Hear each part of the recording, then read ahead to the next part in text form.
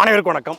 தமிழ்நாட்டில் இருக்கக்கூடிய ஒவ்வொரு அரசியல் கட்சிகளும் சட்டமன்ற தேர்தலை எதிர்நோக்கி கூட்டணி பேச்சுவார்த்தை நடத்தி கொண்டிருக்கிற இந்த சூழ்நிலையில் நாம் தமிழர் கட்சி தனித்து போட்டி என்று அறிவித்து 234 தொகுதியிலும் வேட்பாளரை அறிவிக்கிறது.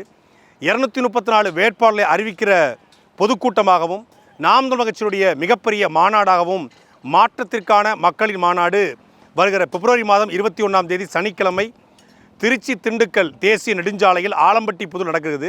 மாநாட்டு திடல்தான் நிர்ணயிக்கிறோம். மாநாட்டுக்கு எந்த மாதிரியான ஏற்பாடுகள் பண்ணியிருக்காங்க, எவ்வளோ பேர் வர இருக்காங்க அப்படிங்கிறதான் இந்த காணொலியில் நம்ம தெளிவாக பார்க்க போகிறோம்.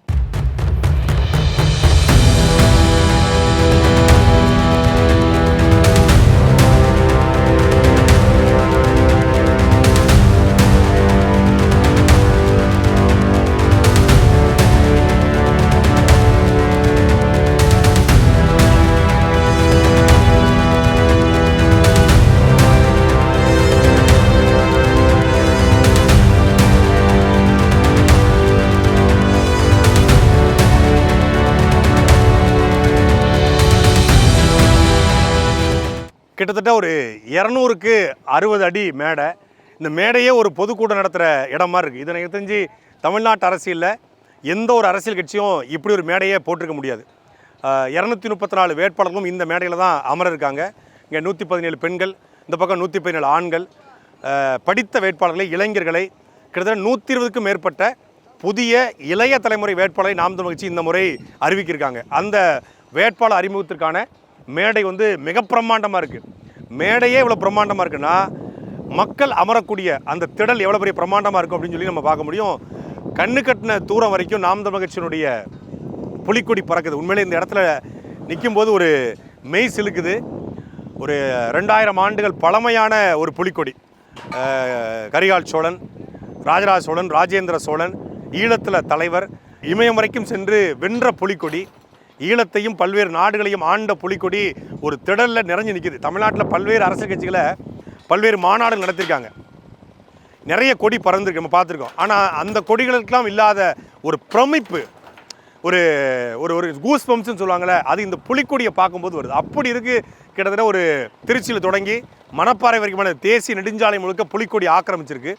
இங்கே திடல் முழுக்க புலிக்கொடி. அப்போ அதுக்கு இணையாக தமிழ்நாட்டு கொடி, இன்றைக்கி கர்நாடக மாநிலத்திற்கென்று கொடி இருக்குது, ஆந்திராவுக்கென்று ஒரு கொடி இருக்குது, கேரளாவுக்கென்று ஒரு கொடி இருக்குது. ஆனால் தமிழ்நாட்டுக்குன்னு ஒரு கொடியை அங்கீகாரமாக இல்லை. ஆனால் நாம் தமிழர் கட்சி தொடர்ச்சியாக 2018க்கு பிறகு ஒவ்வொரு நாளும் தமிழ்நாடு நாளை கொண்டாடி தமிழ்நாட்டு கொடியை ஏற்றுறாங்க. இந்த முறை முதல் முறையாக இதுவரைக்கும் தமிழ்நாட்டு கொடியை எந்த திடல்லையும் நாம் தமிழர் கட்சி பறக்க விட்டது கிடையாது. தமிழ்நாடு நாளில் மட்டும்தான் ஏற்றுவாங்க. ஆனால் முதல் முறையாக தமிழ்நாட்டு கொடி புலிக்கொடிக்கு இணையாக பறக்குது. அதே போல் நாம் தமிழர் கட்சியினுடைய சின்னமாக இருக்கக்கூடிய விவசாயி, அந்த கொடியும் புலிக்கொடி, தமிழ்நாட்டு கொடி, விவசாய கொடி என்று 3 கொடியும் அப்படியே பொதுவாக கட்சி கூட்டங்களில் கூட்டணி கட்சி கொடி பறக்கும். ஒரு 12 கட்சி 10 கட்சி கூட்டணி கட்சி கொடி பறக்கும். ஆனால் இங்கே நாம் தமிழர் கட்சி மக்களோட கூட்டணி, தமிழ் இனத்தோட கூட்டணி அப்படிங்கிறது இந்த 3 கொடியின் மூலமாக தெரிய வருது. இந்த 3 கொடிகளும் ஒட்டுமொத்தமான திடல் முழுக்க பறக்கும் போதே அதை பார்க்குறதுக்கே கோடி கண்கள் வேணும். அவ்வளோ அழகாக இருக்குது. எல்லா கட்சியும் மாநாடு போடுறாங்க, வேட்பாளர் அறிவிப்பாங்க, பிரம்மாண்டமான மேடை போடுவாங்க, கூட்டத்தை கூட்டுவாங்க. அதெல்லாம் சரிதான். இதில் என்ன சிறப்பு இருக்குது? மற்ற கட்சியுடைய மாநாட்டுக்கும் நாம் தமிழர் கட்சியுடைய மாநாட்டுக்கும் என்ன சிறப்பு அப்படின்னா, மற்ற கட்சியுடைய மாநாட்டில் அந்த கட்சி தலைவருடைய பதாகைகள் பெரிய பெரிய ஆட்சியாக இருக்கும். சில பேர் கொள்கை தலைவர்னு ஒரு 4-5 பேரை கடன் வாங்கி வச்சுருப்பாங்க. 5 பேரை கொள்கை தலைவராக வச்சுருக்கவங்களுக்கே அவ்வளோ திமிர்னா, நீங்கள் அந்த கேமராவை அப்படி சொல்லண்டு காட்டினீங்கன்னா ஒரு மொத்தத்தில் ஒரு 540 கொள்கை தலைவர்கள் இருக்காங்க.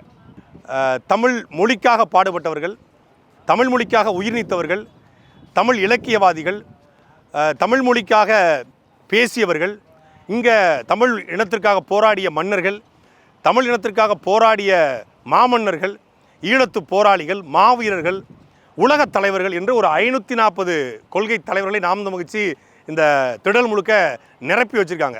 இதில் இந்த திடலை ஒரு முறை பார்த்துட்டு வந்தால் ஒட்டுமொத்தமான தமிழ் தேசிய இனத்தினுடைய வரலாற்றை நாம் முழுமையாக அறிந்து கொள்ள முடியும். இது வரைக்கும் தமிழின வரலாறே தெரியாது, புத்தகம் கூட படித்தது இல்லை அப்படின்னா, இந்த திடலக்கூடிய பதாகை ஒன்று அப்படி படித்து ஒரு மணி நேரம் சுற்றி வந்தோம்னா ஒட்டுமொத்தமான தமிழின வரலாற்றை ஒரு 100 புத்தகங்களை படித்ததுக்கு சமமான வரலாறை இந்த திடலுக்குள்ளே கொண்டு வந்திருக்காங்க.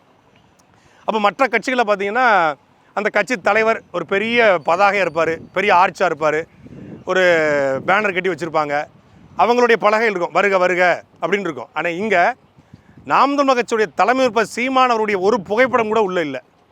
ஒரு கட்சி மாநாடு நடத்துது, கட்சி தலைவருடைய புகைப்படம் உள்ளே இல்லை. ஆனால் தமிழ் இனத்தினுடைய வரலாறு உள்ளே இருக்குது. அப்படின்னா இந்த கட்சி எதற்காக மாற்றத்திற்கான கட்சி, இது மாற்றத்திற்கான மக்களின் மாநாடு என்று அழைக்கப்படுது அப்படிங்கிறதுக்கு இதுவே ஒரு சிறந்த எடுத்துக்காட்டு. மாநாட்டிற்கு இன்னும் 2 நாட்களுக்கு கூடிய சூழ்நிலையில் மாநாட்டிற்கான பணிகள் வந்து மிக தீவிரமாக நடந்து கொண்டிருக்கிறது. குறிப்பாக இது எல்இடி அமைக்கக்கூடிய ஒரு பணி கிட்டத்தட்ட முடியும் தருவாயில் இருக்குது. ஒரு 200 அடியில் 20 அடி உயரத்தில் எல்இடி, 200 அடி எல்இடி இது வரைக்கும் வந்து எனக்கு தெரிஞ்சு சினிமாவில் கூட வச்சது கிடையாது. ஒரு ஒரு ஆடியோ லான்ச்சு கூட வைக்க மாட்டாங்க. அவ்வளோ பிரம்மாண்டமான ஒரு எல்இடியை நாம் தமிழர் கட்சி வந்து கொள்கைகளை விளக்குவதற்காக இந்த எல்இடி திரையை அமைச்சிட்டு இருக்காங்க. அதே போல் ஒவ்வொரு இந்த திடல் முழுக்க கிட்டத்தட்ட 44 பகுதிகளாக பிரிக்கப்பட்டிருக்கு. 44 பாக்ஸு, அதில் ஒரு 38 மாவட்டங்களுக்கு 38 பாக்ஸு, 38 பகுதிகளாக பிரிக்கப்பட்டிருக்கு. ஒவ்வொரு மாவட்டத்திலேருந்தும் அந்த மாவட்டம், ஒரு திருநெல்வேலினா அந்த பகுதி, தென்காசி, அப்புறம் தூத்துக்குடி, கன்னியாகுமரி, செங்கல்பட்டு அப்படின்னு ஒவ்வொரு பகுதிகளாக பிரிக்கப்பட்டு அந்த பகுதிகளை அமரும் வகையில் அந்த திடல் வந்து பிரிக்கப்பட்டிருக்கு. அதே போல் முன் வரிசையில் வெளிநாட்டிலேருந்து வரக்கூடிய நாம் தமிழர் கட்சி சார்ந்த நாம் தமிழர் கட்சி ஆதரவாளர்கள் ஒரு பக்கம், வெளி மாநிலத்தில் வரக்கூடிய நாம் தமிழர் கட்சி ஆதரவாளர்கள் இந்த பக்கம் ஊடகத்திற்கென்று, அப்புறம் நாம் தமிழர் கட்சியுடைய முக்கிய பொறுப்பாளர்கள் என்று முதல் 4 வரிசை, அப்புறம் மாற்றுத்திறனாளிகளுக்கென்று ஒரு வரிசை, அப்புறம் வந்து முதியோர்கள், குழந்தைகள் அவங்களுக்கென்று ஒரு வரிசையும் மொத்தம் 44 பகுதிகளாக பிரிக்கப்பட்டிருக்கு. இந்த 44 பகுதியில் வராங்க. கிட்டத்தட்ட 2 லட்சம் இருக்கைகள் போடப்பட்டிருக்கு. இதில் என்னென்னா மிகப்பெரிய ஒரு கடினமானது வந்து தண்ணீர் தான். இந்த கோடைக்காலம் ஆரம்பிச்சிருச்சு, இப்போவே வெயில் திருச்சியில் கொளுத்தி எடுக்குது. தண்ணீரை எப்படி வந்து நாம் தமிழர் கட்சி வந்து கொடுக்க போகிறாங்க? நாம் தமிழர் கட்சி பிளாஸ்டிக் எதிராக, நெகிழிக்கு எதிராக பரப்புரை செய்து நெகிழி ஒழிப்பு குறித்து பேசுது, சூழலில் குறித்து பேசுகிறாங்க, இயற்கை வளங்கள் குறித்து பேசுகிறாங்க. அப்போ நாம் தமிழர் கட்சி பிளாஸ்டிக்கை வந்து பெரும்பாலும் பயன்படுத்துவதை தவிர்க்கிறாங்க. அப்போ அந்த சூழ்நிலையில் கூட்டத்திலே பிளாஸ்டிக் பாட்டிலை கொடுத்தா அது ஒரு விமர்சனமாக வரும், நாமளே அதை பண்ணக்கூடாதுங்கிறதுக்காக நாம் தமிழர் கட்சி வந்து இந்த திடலுக்கு வரக்கூடிய எத்தனை லட்சம் பேர் வந்தாலும் அவர்களுக்கான தண்ணீரை நாம் தமிழர் கட்சியுடைய சுற்றுச்சூழல் பாசறை வந்து முழுமையாக எடுத்து தண்ணீரை வந்து தண்ணீர் லாரிகளில் கொண்டு வந்து அங்கே டேப் பொறுத்துறாங்க. ஒவ்வொரு பாக்ஸுக்கும் 2 தன்னார்வலர்களை நிறுத்தி அந்த தன்னார்வலர் மூலமாக அங்கே ஒரு வாட்டர் பாட்டில் வந்து சில்வர் பாட்டில், அதில் தண்ணீரை பிடிச்சி அவங்க கொடுக்க மாதிரி ஏற்பாடு பண்ணியிருக்காங்க. முன்னாடி உட்காந்துருக்கக்கூடியவங்களுக்கு வந்து முதன்மையானவர்களுக்கு ஊடகத்தாருக்கு அவங்களுக்கு வந்து நின்றுட்டு தான் டிஸ்டர்பன்ஸ் ஆகக்கூடாதுன்னு சொல்லி அவங்களுக்கு மட்டும் சில்வர் பாட்டிலில் தண்ணீர்கள் வைப்பதற்கான ஏற்பாடுகள் செய்யப்பட்டிருக்கிறது. அதே போல் மிக முக்கியமானது இந்த கரூர் கூட்ட நெரிசல் மரணத்திற்கு பிறகு காவல்துறையும் சரி அரசும் சரி கடுமையான நெருக்கடிகள் கொண்டு வந்திருக்காங்க. எஸ்ஓபி அப்படிங்கிற பேரில் இது பெரிய பெரிய பணக்கார கட்சிகளுக்கு வந்து என்னன்னாலும் பண்ணிக்கலாம். ஆனால் நாம் தமிழர் கட்சி போன்ற மக்களிடமிருந்து வரக்கூடிய கட்சிகளுக்கு வந்து மக்களை திரட்டி ஒரே இடத்துல கூட்டி கொள்கையை அறிவிக்கணும், வேட்பாளர் அறிவிக்கணும், இவ்வளோ பெரிய திடல் தேவைப்படுது, இவ்வளோ பெரிய இருக்கைகள் தேவைப்படுது. ஆனால் அதுக்கான பொருளாதாரம் இல்லை. ஆனாலும் அந்த எஸ்ஓபி என்று அழைக்கக்கூடிய ஸ்டாண்டர்ட் ஆப்ரேட்டிவ் ப்ரொசீஜர் அதை வந்து ஃபாலோ பண்ணி தான் ஆகணும். அப்போ அவங்க கொடுக்குற ரெகுலேஷன் அடிப்படையில் கிட்டத்தட்ட 10 ஆம்புலன்ஸ், 12 ஆம்புலன்ஸ் நாம் தமிழர் கட்சி தயார்படுத்தியிருக்காங்க. அவசர தேவைகளுக்கு திடீர்னு ஒருத்தர் வெயிலில் மயக்கம் அடையலாம், திடீர்னு அவருக்கு உடலில் கோளாறு ஏற்படலாம், அதுக்காக வந்து ஒரு 12 அவசர ஊர்திகளை திடலுக்கு உள்ளேயே நிறுத்தும்படி நாம் தமிழர் கட்சி ஏற்பாடு பண்ணியிருக்காங்க. அந்த 12 அவசர ஊர்தியுமே முழுமையான மருத்துவர்கள் மற்றும் உதவியாளர்களோடு இருக்கும். ஃபுல் கிட்டோட ஃபுல் செட்டப்போடு இருப்பாங்க. அதே போல் தீயணைப்பு வண்டிகள் 4 தீயணைப்பு வண்டிகள் நிற்கும். அதே போல் மிக முக்கியமானது ஒரு பக்கம் குடிநீர் அப்படின்னா இன்னொரு பக்கம் வந்து கழிவறை. இங்கே 100க்கும் மேற்பட்ட கழிவறைகள் இருக்குது. பெண்களுக்கு என்று தனியாக கழிவறைகள், ஆண்களுக்கு என்று தனியாக கழிவறைகள், அப்புறம் வந்து சின்ன சின்ன குழந்தை வச்சுக்கூடிய தாய்மார்களுக்கு பாலூட்டும் அறைகளை, ஒரு பக்கம் பாலூட்டும் அறைகள் தயார்படுத்திட்டு இருக்காங்க. இப்போ நாளையிலேருந்து ரம்சான் நோன்பு ஆரம்பிக்குது. எல்லா கட்சியிலையும் எல்லா மதத்தை சார்ந்து இருப்பாங்க. நாம் தமிழர் கட்சி எல்லா மதத்தையும் மதிக்கிறது. உன் மதம் உனக்கு வழிபடு, என் மதம் எனக்கு வழிவிடு அப்படிங்கிறத நாம் தமிழர் கட்சியோட கோட்பாடு.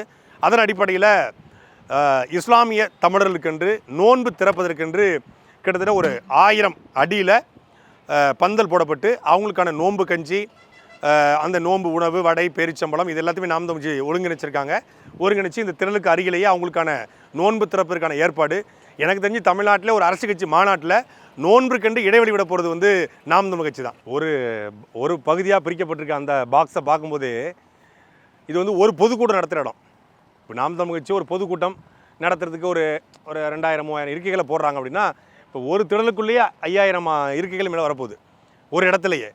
அப்போ ஒரு பொதுக்கூட்டம் நடத்துறது ஒரு பாக்ஸு அப்படின்னா ஒரே இடத்துல 44 பொதுக்கூட்டம் நடந்தால் எப்படி இருக்கும்? நாம் தமிழ் கட்சி பொதுவாக நடத்தக்கூடிய ஒரு கூட்டம் 44 பொதுக்கூட்டமாக ஒரே இடத்துல நடந்தால் எப்படி இருக்குமோ அதுதான் இந்த மாநாடு. குடிநீர் தேவையை நாம் தமிழ் சுற்றுச்சூழல் பாசறை பார்க்குறாங்க. அதே போல் நாம் தமிழ் கட்சியுடைய மருத்துவ பாசறையும் நாம் தமிழ் கட்சியுடைய குருதிக்குடை பாசறையும் இணைந்து இந்த ஆம்புலன்ஸு, அவசர ஊர்தி, இந்த எலுமிச்சை சாறு கொடுப்பது, ஓஆர்எஸ்எல், அந்த மாதிரி அவசரம் ஒருத்தர் டீஹைட்ரேட் ஆகிடுச்சு, ஒருத்தருக்கு வந்து டக்குனு மயக்கம் போட்டார் அப்படின்னா அதுக்கான உடனடி தேவைக்கு என்ன உண்டு, ஒரு எனர்ஜி இல்லை அப்படின்னா அதுக்கு தேவைக்கு என்ன உண்டு, எல்லா ஃபுல் செட்டப்போட அது தயாராகி கொண்டிருக்கிறது. இதுக்கு இணையாக வந்து ஒரு 10 கேரவன் நாம் தமிழ் சொல்லியிருக்காங்க. மிக முக்கியமாக எதுக்குன்னா, பெண்கள் அவங்களுடைய தனிப்பட்ட தேவைகளுக்கு பயன்படுத்த வேண்டியது வரும், அவங்க உடல் சார்ந்த பிரச்சனைகள் இருக்கும் மாநாட்டுக்கு வரவங்களுக்கு. அவங்களுக்கென்று கிட்டத்தட்ட ஒரு 10 கேரவன்கள் தயார்படுத்தப்பட்டிருக்கு. அதுக்கு நேரடியாக அந்த மேடைக்கு பின்புறம் அந்த கேரவன் நிப்பாட்டப்பட்டிருக்கும். அதை அவங்க வந்து பயன்படுத்தி கொள்கிறவாறு நாம் தமிழ் அதை உறுதிப்படுத்தியிருக்காங்க. அதற்கு பிறகாக மிக முக்கியமாக இந்த திடலுடைய ஒரு முக்கியமான விஷயம் என்னென்னா, பொதுவாக மாநாடு நடக்கும்போது எதிர்புறம் ஒரு 5 கிலோமீட்டர் 2 கிலோமீட்டர் தள்ளி கொண்டு போய் வாகனத்தை நிப்பாட்டிட்டு தான் திடலுக்குள்ளே வர்ற மாதிரி இருக்கும்.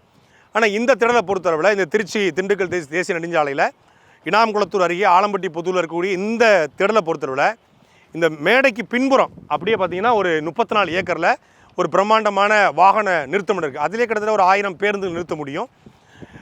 திடலுக்கு அப்படியே முன்புறம் ஒரு 500 மீட்டருக்கு உள்ளே போனோம்னா அந்த திடலுடைய வாயிலுக்கு முன்னாடி எப்படி வச்சாலும் ஒரு 5000 பேருந்து நிறுத்துகிற அளவுக்கு மிக பிரம்மாண்டமான ஒரு வாகனம் நிறுத்தமிடம் இருக்குது. ஒரு 2000 கார் நிப்பாட்டலாம், ஒரு 5000 பேருந்துகளுக்கு மேலே நிப்பாட்ட முடியும். அந்தளவுக்கு முன்னாடி பின்னாடியே இருக்குது.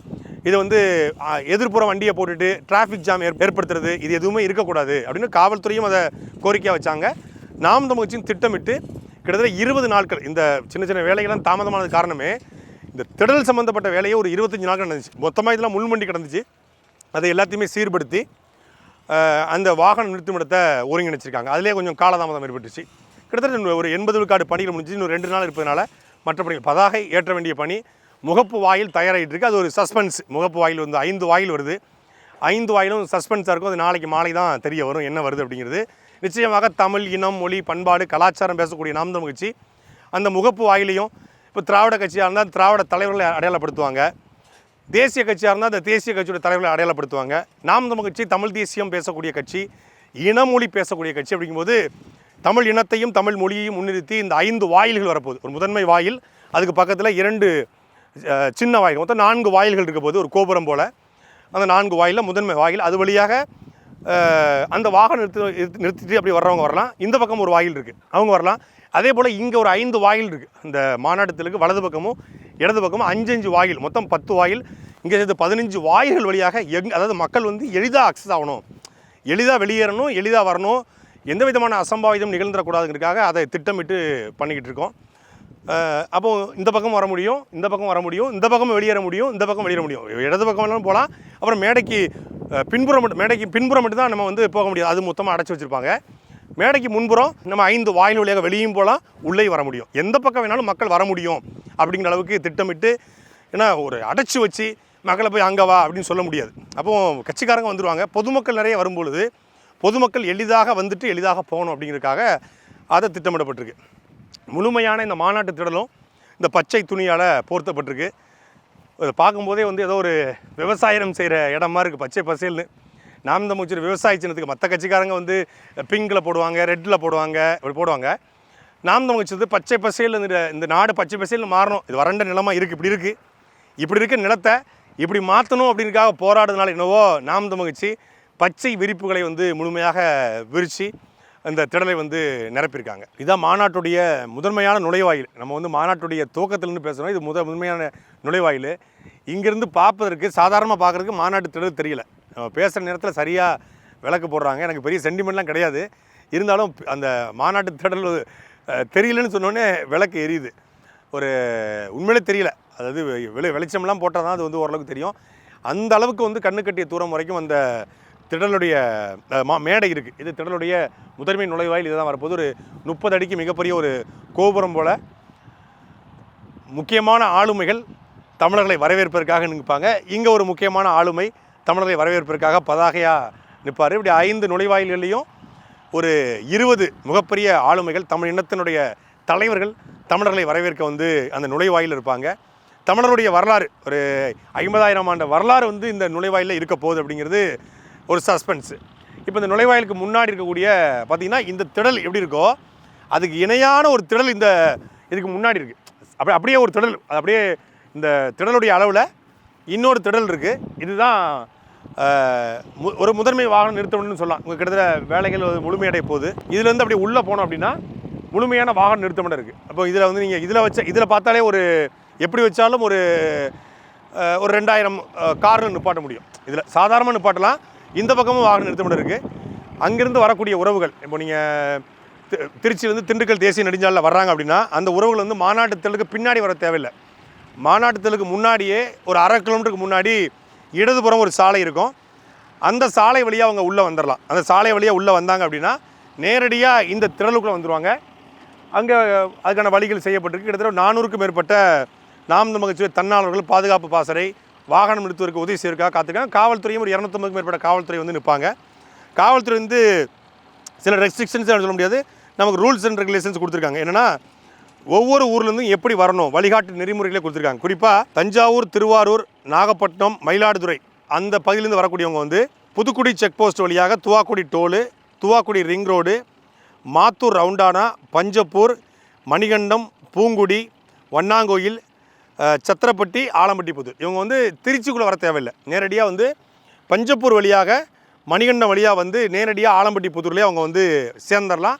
நேராக திரளுக்கு வந்துடலாம்.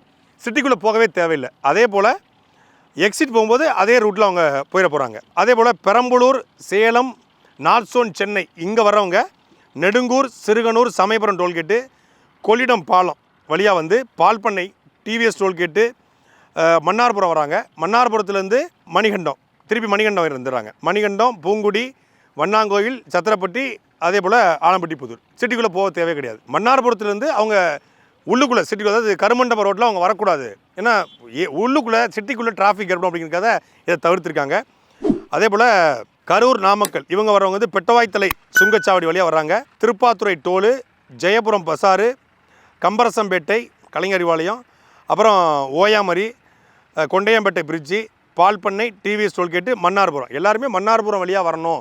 மன்னார்புரம் திருப்பி மணிகண்டம் சிட்டிக்குள்ளே வராமல் அவங்களையும் வந்து டிவிஎஸ் டோல்கேட்லேருந்து மன்னார்புரம் வந்து மன்னார்புரத்து போக சொல்லியிருக்காங்க. அதே போல் Pudukkottai, Sivagangai, Ramanathapuram, Pudukkottai, Viralimalai, Inamkulathur, Pudukkottai, Viralimalai, Inamkulathur, JJ college, Alampatti Pudur, Viralimalai to Manapparai ரோட்டை தவிர்க்க சொல்லியிருக்காங்க. விராலிமலை, இனாம்குளத்தூர், ஜேஜே காலேஜ், ஆலம்பட்டி புதூர் இந்த சாலையில் அவங்க வரணும்னு சொல்லியிருக்காங்க. அரியலூர், சிதம்பரம், அரியலூர்லேருந்து Kallagam check post, Kallakudi toll plaza, Panamangalam, Kollidam bridge, Palpannai, near TVS toll, TVS toll பிரிட்ஜை தொடங்கி அப்புறம் மன்னார்புரம் வழியாக அதே ரூட்டில் தான் அவங்களுக்கும். அப்புறம் வந்து திருநெல்வேலி, விருதுநகர், தூத்துக்குடி, கன்னியாகுமரி இந்த பகுதியிலேருந்து வரக்கூடியவங்க, மதுரை, திருநெல்வேலி, விருதுநகர், தூத்துக்குடி, கன்னியாகுமரி இந்த பகுதியில் வரக்கூடியவங்களும் Natham, Thuvakurichi, Valanadu, Kaikatti, Viralimalai, Inamkulathur, JJ college, Alampatti Pudur return வந்து அதே ரூட்டில் போகிறாங்க. அப்புறம் திண்டுக்கல், தேனி, சீலப்பாடி, வடமதுரை, தங்கம்பட்டி, வையம்பட்டி, மணப்பாறை, மாவனூர், ஆலம்பட்டி புதூர் இவங்க வந்து மணப்பாறை சாலையை பயன்படுத்திக்கலாம் அப்படின்னு சொல்லியிருக்காங்க. இப்படி தான் ரூட்டை கொடுத்துருக்காங்க. கிட்டத்தட்ட தமிழ்நாடு முழுக்குமே இந்த ரூட் மேப்பை திருச்சி கண்காணிப்பாளர் தலைமையிலான ஒரு குழு போட்டு நாம் தமிழ்ச்சதை அறிக்கையாக வெளியிட்டிருக்கிறது. எல்லாருமே முடிந்த அளவுக்கு, அதாவது திண்டுக்கல், தேனி இந்த பகுதியில் வரக்கூடிய மக்கள் மட்டும் மணப்பாறையை பயன்படுத்தி வரணும்.